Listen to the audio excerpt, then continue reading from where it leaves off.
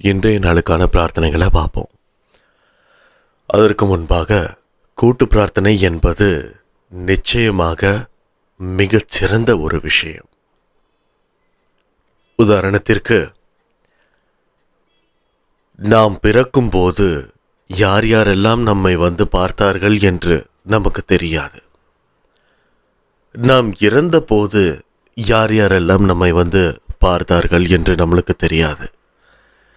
இருக்கும் வரை எல்லா மனிதர்களையும் காத்து அன்பாக வாழ வேண்டும். அதற்கு இந்த கூட்டு பிரார்த்தனை நிச்சயமாக மிகப்பெரிய வழி செய்கிறது என்பதை கூறலாம். இந்த கூட்டு பிரார்த்தனையில் இந்த நேரத்தில் நாம் அனைவரும் ஒன்றாக இருப்பது நிச்சயமாக மிகுந்த வலிமையான ஒரு எண்ண ஓட்டத்தை ஏற்படுத்தும். எந்த விதமான கஷ்டங்களாக இருந்தாலும், எப்படிப்பட்ட பிரச்சனையாக இருந்தாலும், நிச்சயமாக அந்த விஷயத்தில் இருந்து நாம் கடந்து வரக்கூடிய மனப்பக்குவமும் அதை சரி செய்யக்கூடிய பிரபஞ்ச சக்தியும் நம் அனைவராலும் மற்றவர்களுக்கு கிடைக்கிறது என்பது மிக பெரிய விஷயம். அதனால் என்றென்றைக்கும் இந்த கூட்டு பிரார்த்தனையை நாம் கைவிடாமல் இருக்க வேண்டும் என்பது மிக நிதர்சனமான உண்மையும் கடமையும் கூட. பிரார்த்தனையை வைக்கும் பொழுது உங்களுடைய மனப்பக்குவம் எப்படி இருக்க வேண்டும் என்றால், ஏன் இந்த விஷயம் நடக்காது? இது சாயப்பாவுக்கு தெரிந்தால் நிச்சயமாக இதை சரி செய்து விடுவார். இன்னும் அவருடைய கண்களுக்கு படாமல் இருக்கிறது என்று நினைக்கிறேன் என்ற மனப்பக்குவத்துடன் நீங்கள் பிரார்த்தனை செய்வதன் மூலம் நிச்சயமாக இந்த பிரபஞ்ச சக்தி அதை மீண்டும் ஒரு முறை கேட்டு அதை மிகச் சிறப்பாக செய்யக்கூடிய வழிவகுக்கிறது. அந்த ஒரு பிரார்த்தனையை சாயப்பாவின் செவிகளில் கொண்டு சேர்ந்து விட்டு இந்த பிரார்த்தனையை நடப்பதற்கான வழிகள் அடுத்தடுத்தது என்ன இருக்கிறது என்று பிரபஞ்சம் தன்னுடைய வேலையை தொடங்குகிறது. அப்படிப்பட்ட இந்த பிரார்த்தனையை செய்யக்கூடிய நாம் எப்படி இருக்க வேண்டும் தெரியுமா? மனதளவில் கூட யாருக்கும் தீங்கோ கஷ்டமோ நினைக்கக்கூடாது. சக மனிதனின் மனதை காயப்படுத்தி இறைவனிடம் வேண்டும் எந்த பிரார்த்தனையும் பலிக்காது. அப்படி இருக்கும் பொழுது நிச்சயமாக நீங்களும் எந்தவித மன ஓட்டத்தில் இருக்க வேண்டும் என்று தெரியும் என்று நம்புகிறேன். இன்றைக்கான பொது பிரார்த்தனைகளை பற்றி பார்த்துடலாம்.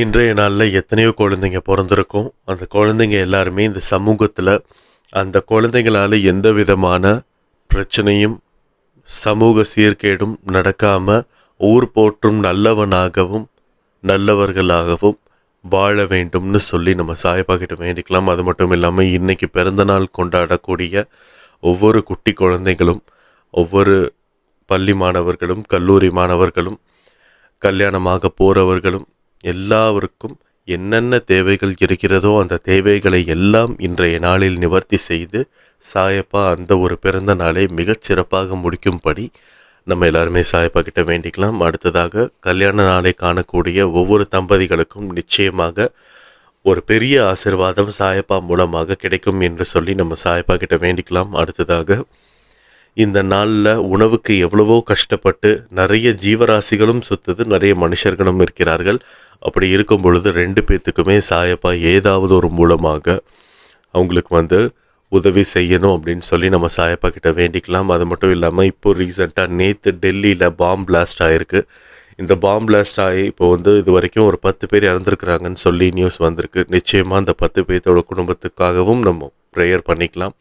அது மட்டும் இல்லாமல் இறந்த 10 பேருடைய ஆத்மாவும் சாந்தி அடையணும்னு சொல்லி நம்ம சாயப்பா கிட்ட வேண்டிக்கலாம். நிச்சயமாக எந்த இடத்துல உயிர் போனாலும் உயிர் தான். அந்த குடும்பத்துக்கான நஷ்டம் மட்டும்தான். நிச்சயமாக அது ஈடு கட்ட முடியாத ஒரு நஷ்டம். அப்படி இருக்கும்போது அவங்களோட ஆத்மாவை சாந்தி அடைஞ்சு மேலும் மேலும் அந்த குடும்பத்திற்கு என்னென்ன தேவைகள் இருக்கிறதோ அந்த தேவைகளை எல்லாம் சாயப்பா பூர்த்தி செய்யணும்னு சொல்லி நம்ம சாயப்பா கிட்ட வேண்டிக்கலாம். அடுத்ததாக இன்றைய நாளில் எத்தனையோ பேருக்கு இக்கட்டான சூழ்நிலைகள் இருக்கும். இந்த சூழ்நிலையை எப்படி தாண்டி வருதுன்னு தெரியாமல், ஏன்னா காசு இருக்கிறவங்களுக்கு காசு இருக்குதேன்ற பிரச்சனை, காசு இல்லாதவங்களுக்கு காசு இல்லையேன்ற பிரச்சனை. ஆக மொத்தத்தில் பிரச்சனை தான். நிச்சயமாக எல்லாத்துக்கும் ஏதாவது ஒரு வழியில் பிரச்சனை இருந்துக்கிட்டே இருக்கு.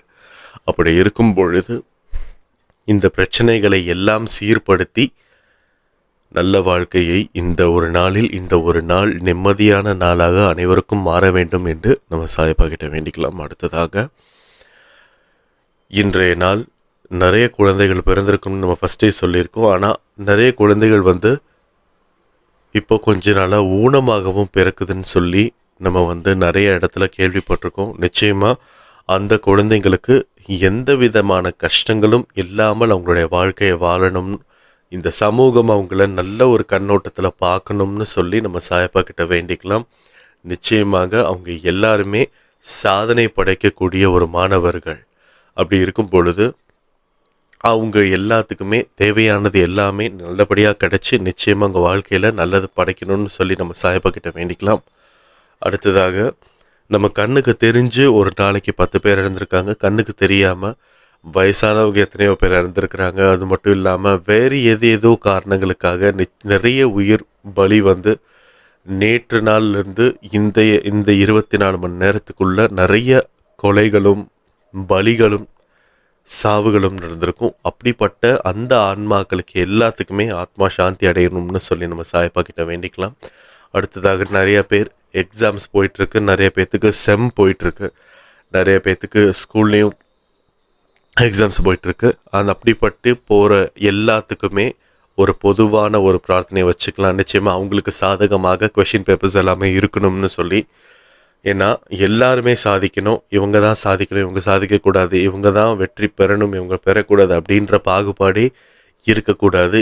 எல்லாருமே வெற்றி பெறணும், எல்லாருமே முன்னாடி வரணும்னு சொல்லி நம்ம சாயப்பா கிட்ட வேண்டிக்கலாம்.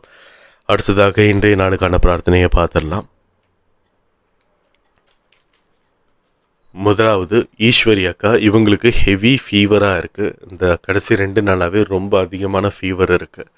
ஸோ இவங்களுக்கு எப்படிப்பட்ட ஃபீவராக இருந்தாலும் நிச்சயமாக சீக்கிரமாக ரெடி ஆகணும்னு சொல்லி நம்ம சாயப்பா கிட்ட வேண்டிக்கலாம். இவங்க ஹாஸ்பிட்டல் போயிட்டு வந்துட்டாங்க. டாக்டர்ஸ் என்ன சொல்லியிருக்காங்கன்னா, ஒரு ப்ராப்பராக ஒரு ரெஸ்ட் ஒன்று வேணும், ரெஸ்ட் எடுத்திங்கன்னா போதும், கொஞ்சம் சரியாயிடுன்னு சொல்லியிருக்காங்க. ஸோ இவங்களுக்கு ஃபீவர் சீக்கிரமாக சரியாகி மறுபடியும் இவங்க பழைய மாதிரி ஸ்டார்ட் பண்ணணும் அவங்களோட லைஃபு. அடுத்ததாக, உஷா முனுசுவாமி. இவங்களுடைய பிரார்த்தனை ரொம்ப அரிதான பிரார்த்தனையாக இருந்தது. எல்லாருமே நம்ம குடும்பத்துக்காக வச்சுட்டு இருந்தோம். ஆனால் இவங்க ஒரு கோயிலுக்காக வச்சுருக்குறாங்க. 50 வருடமாக இருக்கக்கூடிய சிவன் கோயிலை மேலோட்டமாக இடிச்சிருக்கிறாங்க. இடிச்சிட்டு அதை மறுபடியும் கட்டணும்னு சொல்லி தான் பிளான் பண்ணி இடிச்சிருக்கிறாங்க. ஆனால் இடிச்சிட்டாங்க, மறுபடியும் கட்டுறதுக்கான சில தடைகள் கூறி சில விஷயம் போயிட்டு இருக்குது. அந்த தடைகள் எல்லாமே இல்லாமல் போய் நிச்சயமாக அந்த கோயில் கூடிய சீக்கிரமே கட்டப்பட்டு மறுபடியும் ஒரு பிரம்மாண்டமான கும்பாபிஷேகம் பண்ணணும்னு சொல்லி நம்ம சாயப்பா கிட்ட வேண்டிக்கலாம். இதுக்கு தடை விதிக்கக்கூடிய ஒவ்வொருத்தங்களுடைய மனதிலும் சாயப்பா சென்று பேச வேண்டும்.